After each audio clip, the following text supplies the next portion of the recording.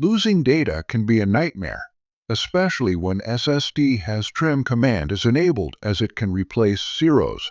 Accidents happen, but fear not, because we have a solution. One of the best tools available for SSD data recovery is Remo Recover.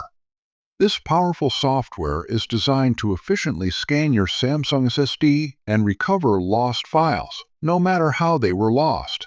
The first step is to download and install Remo Recover on your computer. The download link will be in the description below. Once installed, launch the software and select your Samsung SSD from the list of drives. Click the Scan button to initiate the scanning process. This may take some time, depending on the size of your SSD. While the scan is running, you can use the Dynamic Recovery View to preview and recover files as they are found.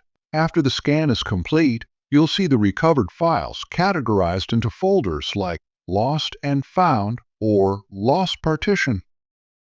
Double-click on any file to preview it. Once you're satisfied, select the files you want to recover and click the Recover button. Choose a safe location on your computer to save the recovered files, and there you have it.